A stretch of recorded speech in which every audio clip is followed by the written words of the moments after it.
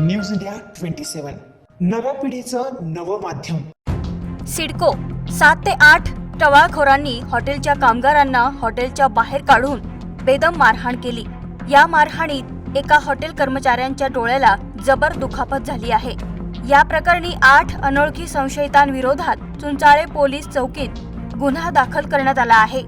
पोलिसांनी दिलेल्या माहितीनुसार फिर्यादी भागीनाथ भास्कर लोखंडे वय 32 राहणार महाराजा हॉटेल अंबड नाशिक मूळ बिबखेड तालुका कन्नड जिल्हा छत्रपती संभाजीनगर हे अंबड परिसरात असलेल्या हॉटेल महाराजा येथे काम करतात। शनिवारी दिनांक 31 रोजी रात्री 10 वाजेच्या सुमारास 8 अनोळखी इसम मद्यप्राशन करण्यासाठी हॉटेलमध्ये आले। याच वेळी संशयित आरोपींनी कुठलेही कारण नसताना फिर्यादी लोखंडे यांना शिवीगाळ करत हॉटेलच्या बाहेर आणले व त्यांना बेदम मारहाण करण्यास सुरुवात केली। भांडण सोडविण्यासाठी मध्यस्थी करणाऱ्या हॉटेलचे मालक सूर्या महापत, राजू सत्तप्पा कमलाटी, आशिष मोहन साधुखा यांना देखील त्यांनी लाथाबुक्क्याने मारहाण केली। या मारहाणीत फिर्यादी लोखंडे यांच्या डोळ्याला गंभीर इजा झालेली आहे।